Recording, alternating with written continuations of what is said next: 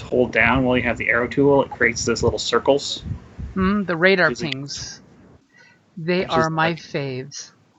Don't select anything, but they're useful for saying, hey dude, let's go over to this area. Or shoot this guy over here, ping ping with the color. Yeah. So that's a nice that's a good idea. Yeah. And speaking of color, I see everybody's got different colors, which is good. But if you'd like to change your color, you just click that little color box next to your name, and it will let you pick your paint palette to change up your colors. Oh, nice. Because just in case two people have the same color, which does happen on occasion.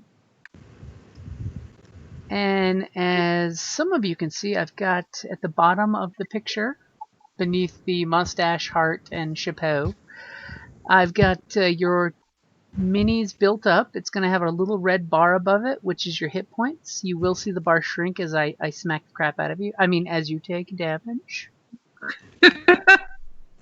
To make life easy for everybody, since players, your teammates and all, you know what it looks like when your teammates all bloody and jacked up.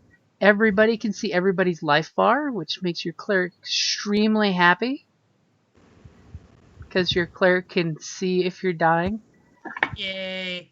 Which is important. Less of the time playing discussing how many hit points everyone has. Exactly how hurt are you? And the GM says no metagaming. Well, if I was at 50%, 50 was 100%, I'm about 39 of those below that. Yep. And just to let you guys know, I am stashing extra tokens of your characters on another page just in case.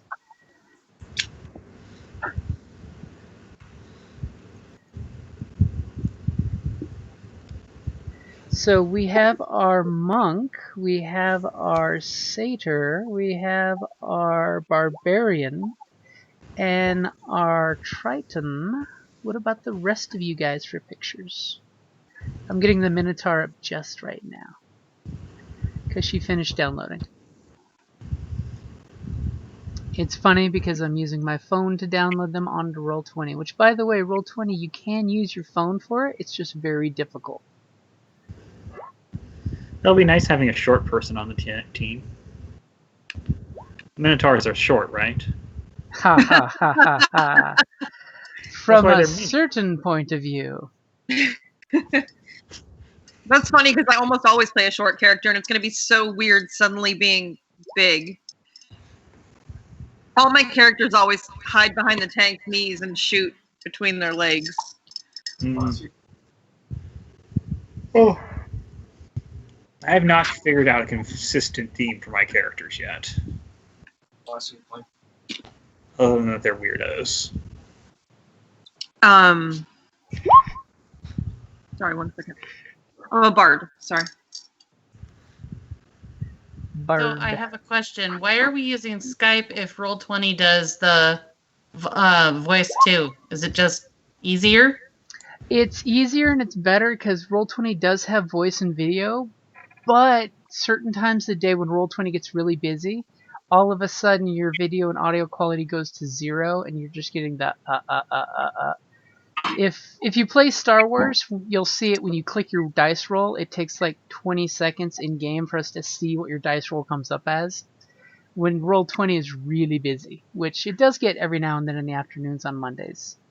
So yeah. Skype will give us better audio. Yeah, and Roll20 will just be our game table.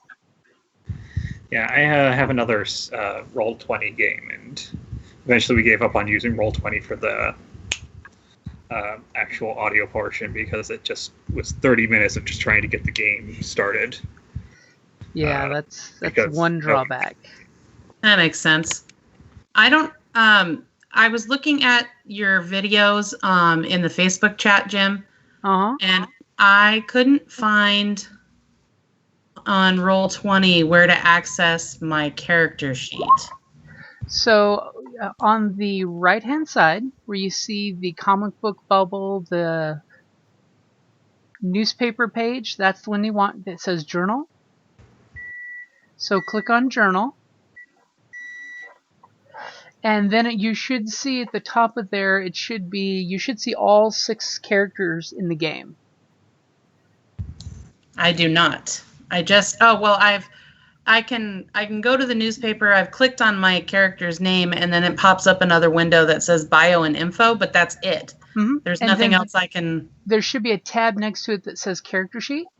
There's not. There's not? No. Let me open it up and see why. Do you know why? There's a reason why. Why? Because I hadn't given you control of it yet.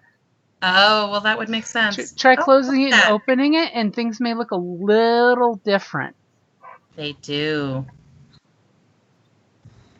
So one trick I like to do in Roll20, has everyone gone into their settings and done the character sheet as a secondary window pop-out? No. So if you all click My Settings, it'll bring up your important settings page. And in the first section, right under Music, there's Use Advanced Keyboard Shortcuts. Don't worry about that. The next one is really important to check Use Window Pop-ups for characters, because normally your character will be trapped in the window for Roll20. If you check that, it'll then be a separate window pop-up that you can Alt-Tab to separate, so you can flip back and forth easier. That makes a lot of sense. And it's way easier than knocking off the map and everything, because your character's now blocking half the screen.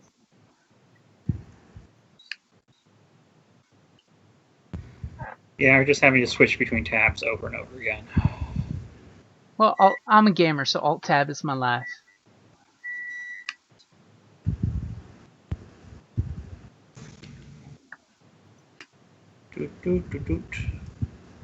Let's see if we can get Kevin on the Skype call.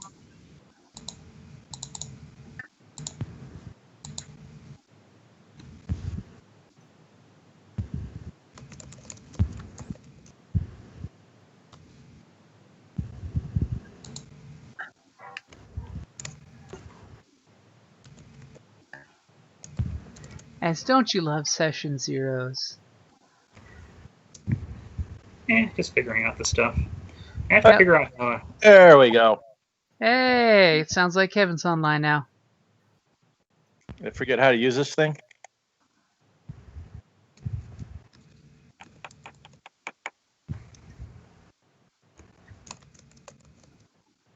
I switched around my armor a little bit, and I have to figure out how I do all the tags and stuff to make the numbers add up automatically, but I think that's going to be a later project.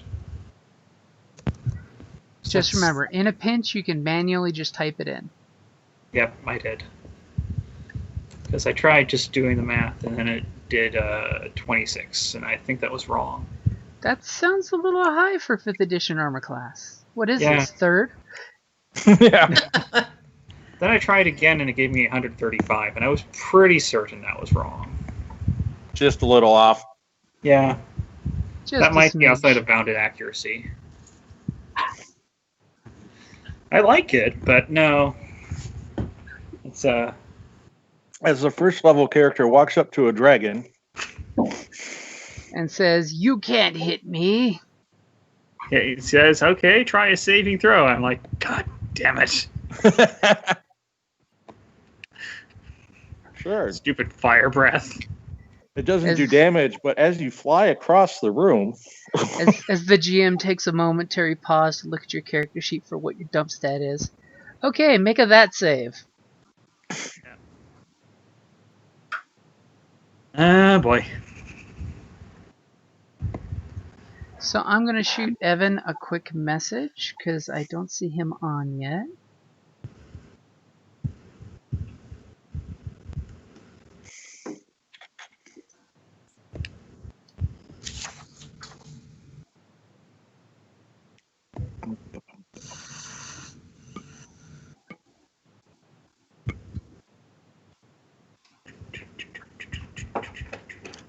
And as some of you may not know, Evan actually makes dice here in Tucson. Yeah, you said... Mm-hmm. That's cool. So on my spells, there are 3 that I have to pick. Am I going to need to put those into the character sheet because they change every every time I decide, after a long rest or whatever. I will have a dry cough. I'll leave that one up to you, whatever's easier. If you've got the book and you'd rather just flip, you can type in what spells you're picking for the day, just quick and dirty. Okay. You should have a couple spells, like your regular spells, should already be on your spell tab. Yeah, I saw that. And if you click the red title for the spell, it'll pop up in the chat so we can all see what the spell does. Which is a fun little thing when you're like, I cast this, and you're like, what? And I say, so what does that do? And you can just go blip instead of having to read it off yourself. All right.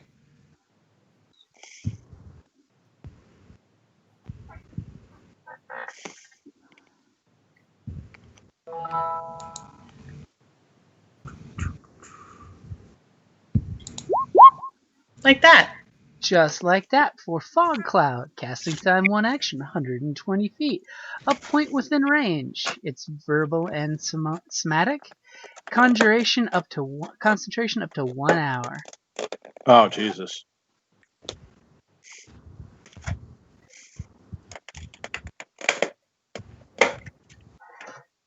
Wow, these Yukon Gold chips from the restaurant look like normal wavy chips.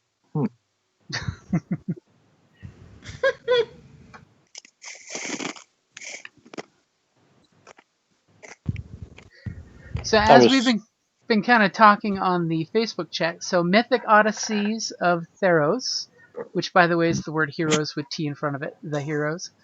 I found that out from watching one of the Magic the Gathering setting books, how they came up with the title.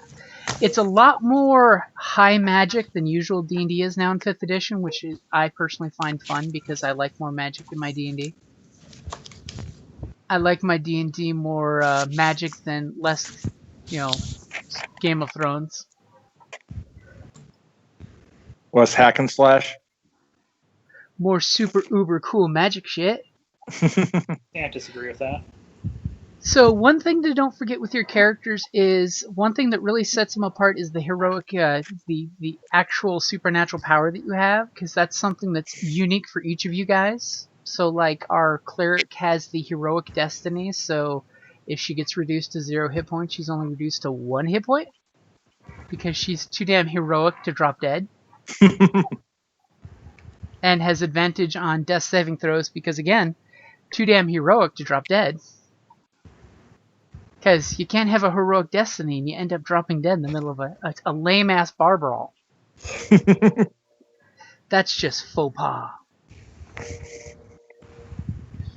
So, looks like you guys are getting the gist of the character sheets, that when you roll to do something, you'll notice you get 2d20 rolls. You get, basically it automatically rolls with advantage, so that way you have it there if you need it.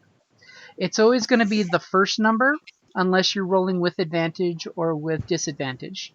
So I do know Kevin's new to 5th edition, so when I'm saying with advantage, it's a new mechanic that they've got in the game, that if a situation is advantageous in your case, like say you have a sniper spot and you're getting ready to shoot a guy with an arrow who doesn't know you're there, you're having advantage. So you get to roll 2d20 and you get the better of the two.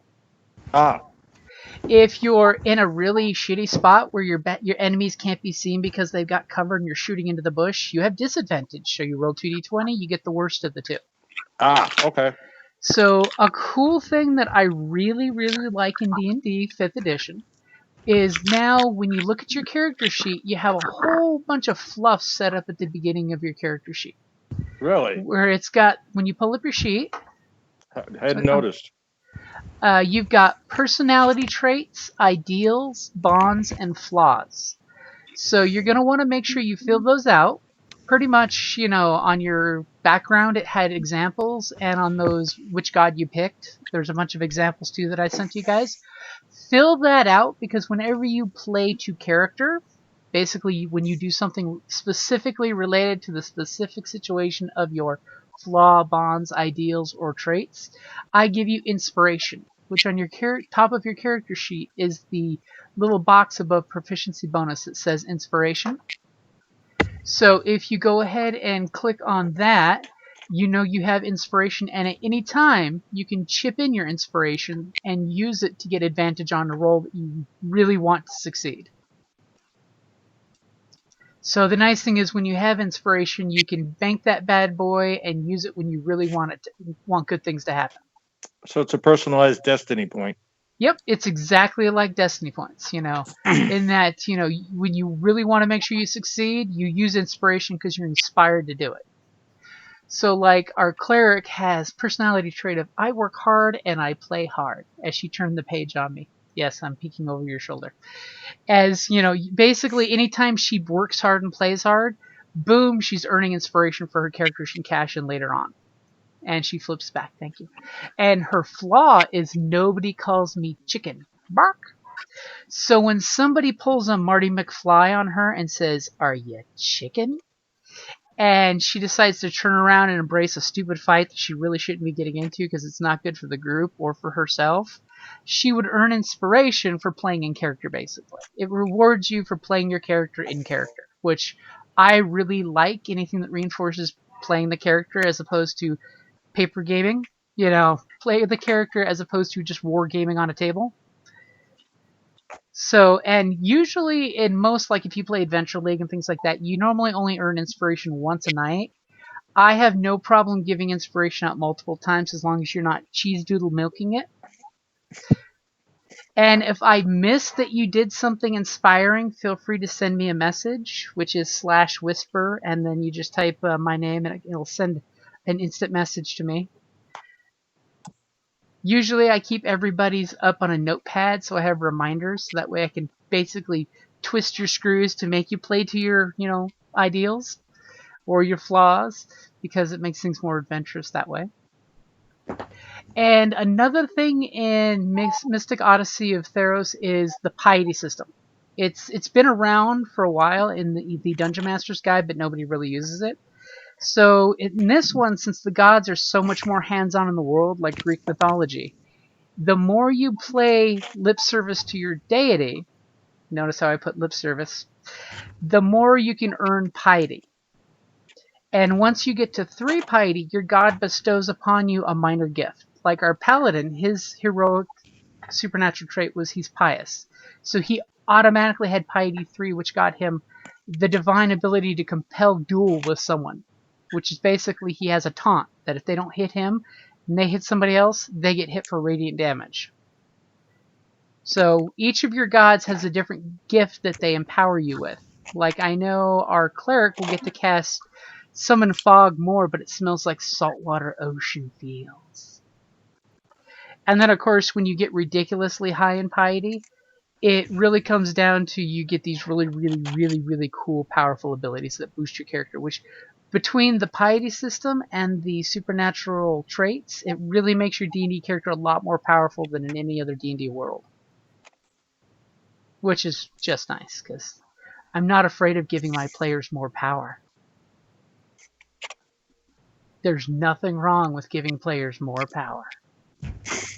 You just throw meaner things at them. As the other DM at this table. Virtual table. It just means I can throw more at you because I know you can take it. Yeah, and that's actually a lot of fun because it means there's more stuff in the DMG and all that's available. Yeah, exactly. That's a lot of fun. So when rolling dice, you've got lots of options on your characters. You can also use on the index on the very far left screen where you've got that little D20 shape. If you wave your mouse over it, it'll have a couple instant dice. If you just want to throw a dice roll out there, like say I just need to roll a quick D100. You can hit the where it says D100 box and it'll roll a D100 for you right off the bat. If you want to roll fudge dice, because yes, those of us who play fudge, you can actually play all the fudge games on Roll20 too. Just throwing that out there. Dresden Files is totally fun. And sometimes there'll be rolls that I roll and you can't see, but normally what I'll end up doing is copy pasting them so you can see. So there'll be something like, let me pull up a random monster. An air elemental is a good opportunity choice. So air elemental, I will create an NPC. The air elemental is going to slam, and you guys don't see that it slammed, but I saw that it slammed.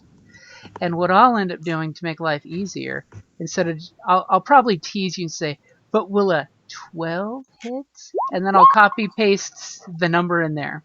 So you can see that it was a 12 or 27 as the case may be. And when you roll on your weapons, you'll notice that it just rolls your d20. If you click on the weapon's name, it'll actually roll the damage for that attack. So like for me, I have to click on the air elemental's word slam, which when I click on it, it'll then give me 7 points of bludgeoning damage.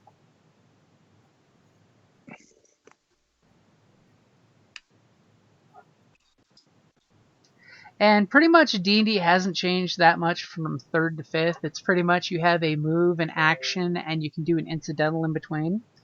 So getting up from prone is half of your movement, just as a quick generic, level.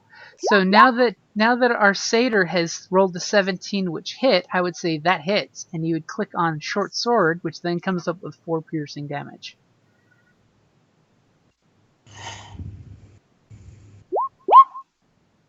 And then Andy clicked something that came up in computer Chinese.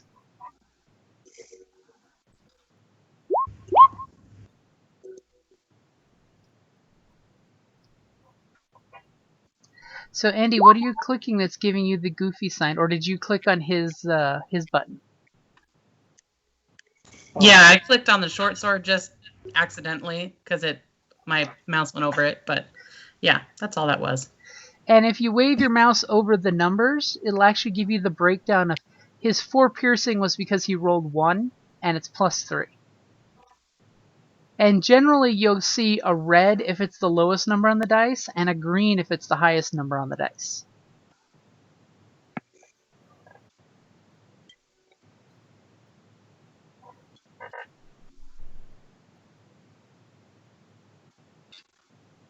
So any questions, guys? Questions, concerns, Not comments? right now.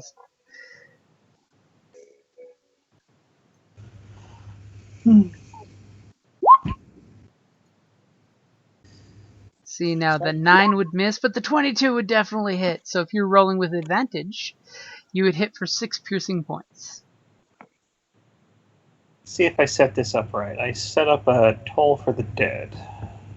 Toll of the dead. Perfect. So my monster would have to beat a DC 13. And if it didn't, it would take the necrotic damage. Yep, so it's 7 if it's undamaged, and 12 if it is. Well, 12 is because you rolled max.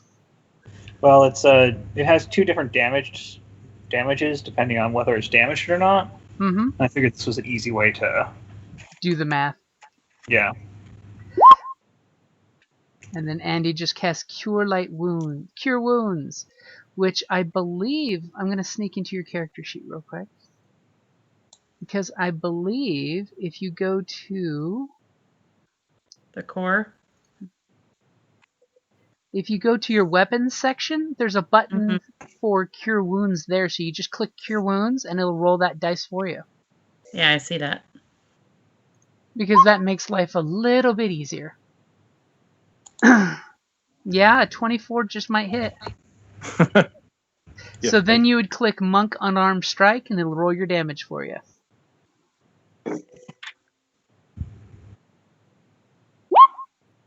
Nice.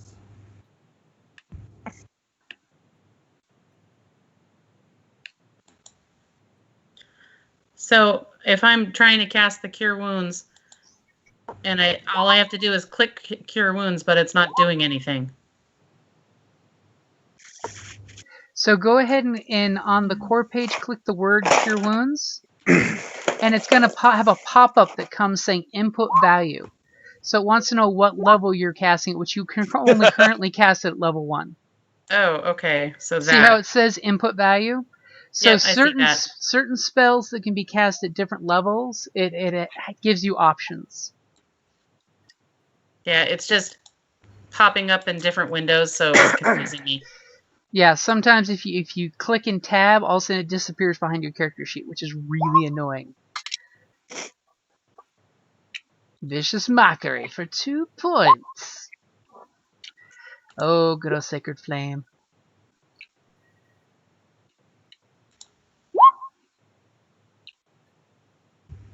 And you'll notice the saving throws on your character sheet. The ones that are checked are the ones that you have. Basically, it's your class's preferred, shtick. I'm going to pull Evan's character sheet up as my example.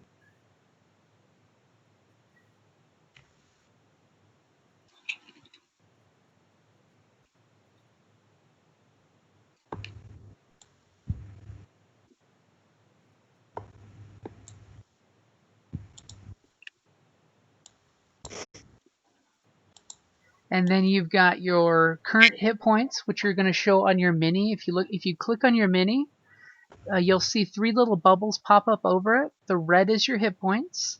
The 15 in blue, depending on which one you're clicking, it'll be a different number. But the blue is where I like to put your AC, so that way you don't have to look at your character sheet. You just need to click on your mini, and you can see what your AC is. Oh, look at that heroism. That's our bard making sure you guys win. Sorry, I'm going through and getting rid of all of them. It's like the caster level is not going away. It'll pop up each time you use that power, because when you're at higher levels, you have the option of using it at higher levels. So you can use it as a level 2 spell, at level 4, and whatnot, because it basically just increases your dice. Oh, see, our monk just showed a critical fail on medicine. That red 3. And he would really care less. Unless he's medicing himself and pulls a vital organ out. I probably wouldn't care either way.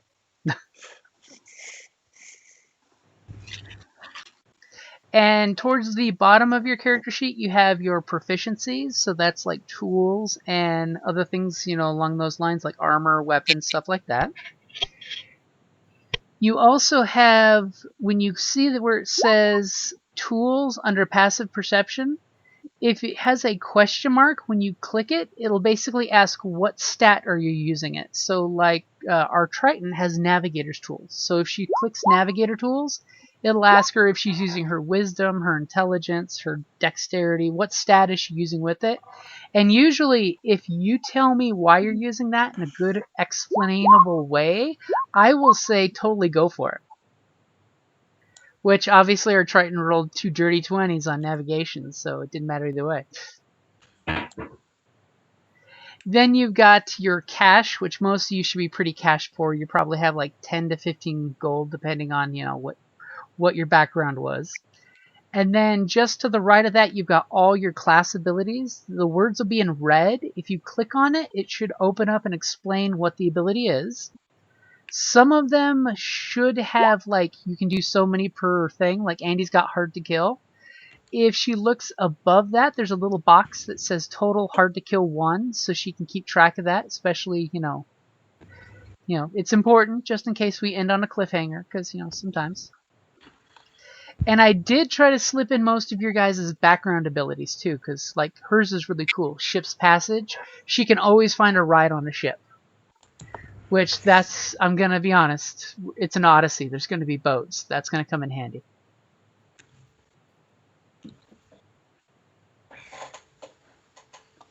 Well, there's my flaw, seasick.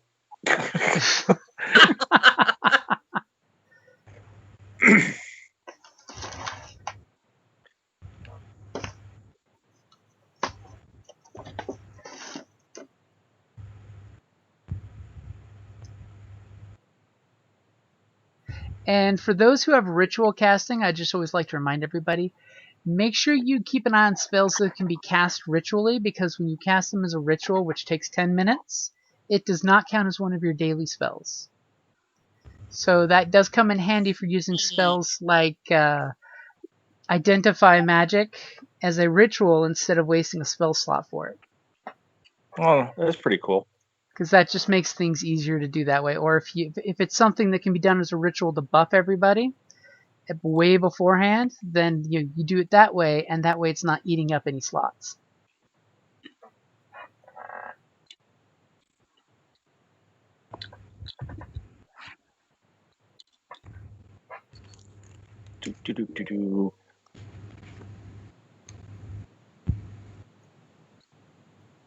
And just remember, in Theros, it's very Greek-centric, so play up your Troy, your Odyssey, your, Clash of the Titans, old one, not new one, but new one's okay, Sorry, not a fan of the new Clash of the Titans. It's okay, yeah. It should have totally been its own movie, not Clash of the Titans. Yeah. And I will be honest with you guys, as the storyline goes, part of this is going to be hugely sandbox up to you, because there will be a story thread that continues through that will probably lead up to you guys fighting Titans or fighting gods, depending on which side you want to take in the big climactic battle. And you will be given each a labor to do. I will be honest with you, before you hit level 2, there will be a prophecy given to each of you guys. And you guys will choose amongst yourselves in what order you do the labor. So it's very sandboxy in the fact that you guys get to tell me which one of the labors you think is most difficult, i.e. the last one you guys accomplish, and the easiest, the first one you guys decide to try and accomplish. So that's going to be totally up to you guys. So don't look to me to give you the whole railroad of where to go next when it comes to those labors. That's going to be up to you guys to pick. And don't worry, I will scale the difficulty accordingly, so you won't be a bunch of level 2s going into a level 10 fight. Yeah, I've been there, done that.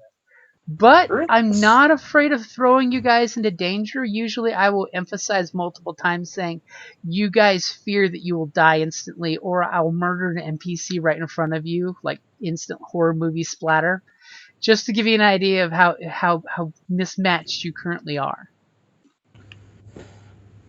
Aurelius declares that his labor will not be childbirth. Oh, don't worry. You'll be given the labors. You don't need to worry about coming up with them. I have given many a lady a labor. They have not all appreciated it. Da-da-da-da-da-da. Da-da-da-da. Oh dear. I'm not sure whether I want that to be canon. Oh well. You're a satyr. It just might be, and I think we heard Shoulder Kitty. Yes. She was complaining that I moved. Aww. Sorry, complaining that I moved. Stop petting you. She's like, how dare you? That is unacceptable. Now it just sounds like you pulled her tail to get her attention. No, she just complains a lot. It certainly looks like I spend all day pulling her tail. You lick the hair off. She's a cat. Ow, now you're What do biting you me. want?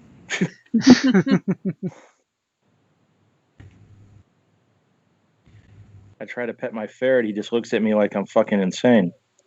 He's like, did you just deign to touch me? And then he'll follow me around for like 5 minutes. Yes. Because ferrets are super cool. Yeah. Sadly, one of them died a couple weeks ago. Oh, that sucks. Yeah, he was sick. See, unfortunately, ferrets get sick very easy. Well, I mean, they're kind of inbred beyond belief right now. Yeah. I don't know. If it wasn't for the fact that I've got German Shepherds, I would, totally think of getting a ferret. Just to torment the cats, if nothing else. Oh, God, yeah. Everyone's like, won't the cat attack it? I'm like, yeah, I would feel sorry for the cat. The cat will make that mistake once, and then the death helicopter starts, and it will That learn tail? not to do. Oh, yeah. Yep, when it starts That doing the tail? spin around, and Or just flipping back and forth, yeah. when they do that cute little. And then they just kind of like shoot forward, and yes, I've seen a 2-pound ferret take out a 20-pound cat. Hey, they got that little guy syndrome. It empowers them. It's just, yeah. The tail started going, all of a sudden, bing! It's like, How far up does that go? Cats It's like, take where'd she go? And all of a sudden, I see this cat just go flying across the room. It's like, oh, there she is.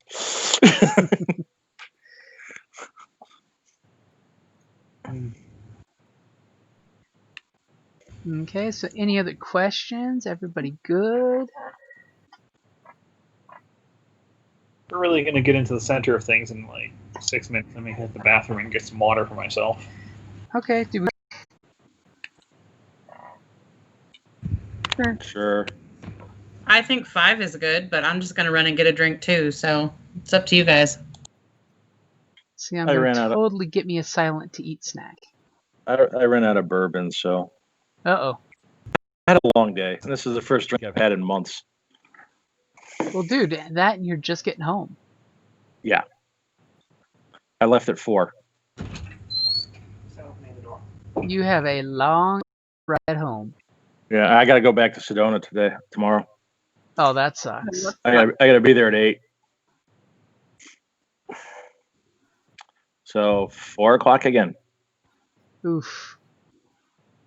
And because it's tourists, season is starting, the road is just packed. So it's 30 miles of idiots. Everyone off enjoying the roads with no snow. Yeah, and then once you hit a point, it's like every half mile there's a turnaround. Ugh. The turnabout, and it's like there's like 20 of the goddamn things.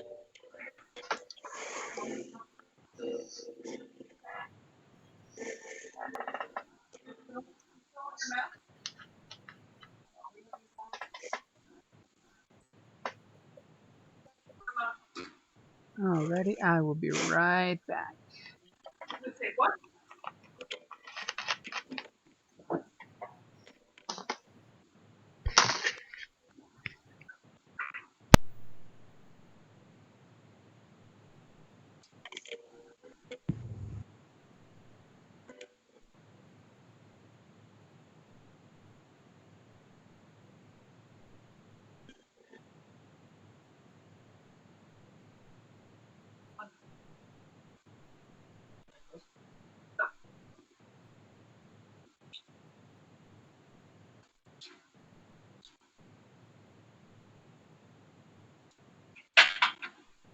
It's a little on the coolish side in here, or is it just my hair's pink?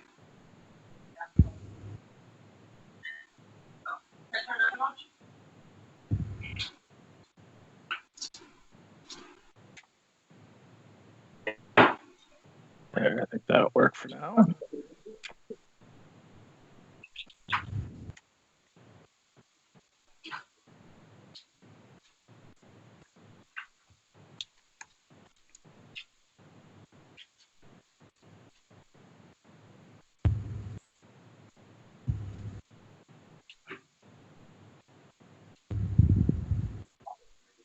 What? You didn't open the bottle opener, did you? Open the bottle opener? You didn't move. No. Put it back in the drawer after lunch.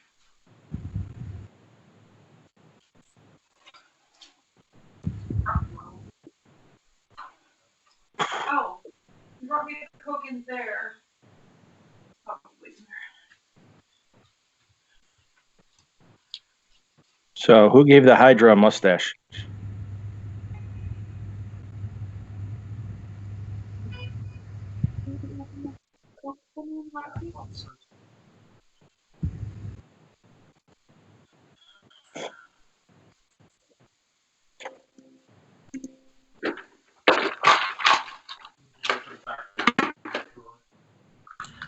I'm back.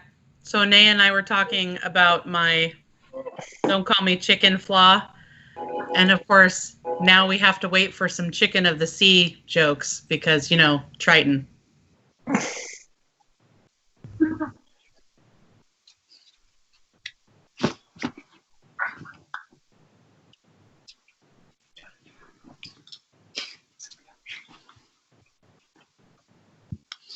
See the quote log from some of my D&D sessions. What, Liam? See the quote log from some of our D&D sessions.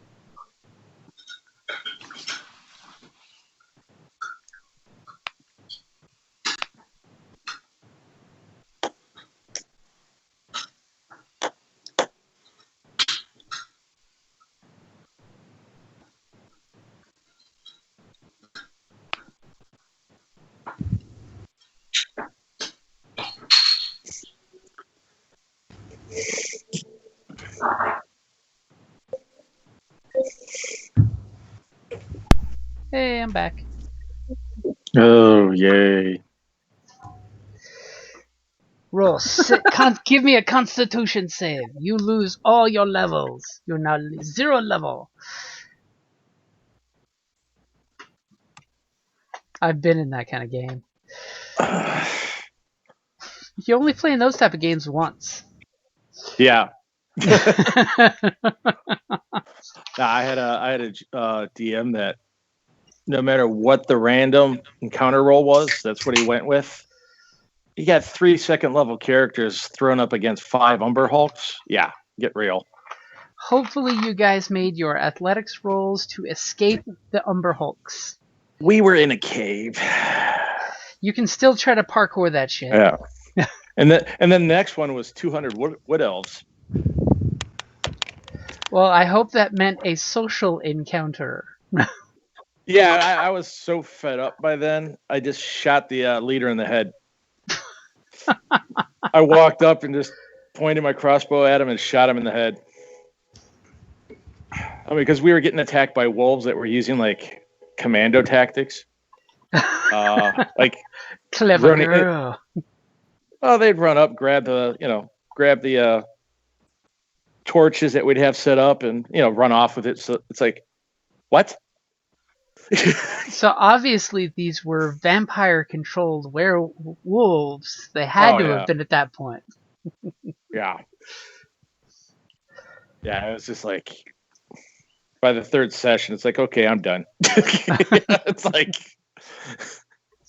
They were actually druid elves scouting out for that army of 200 to clear out the torches so they could use their night vision on you.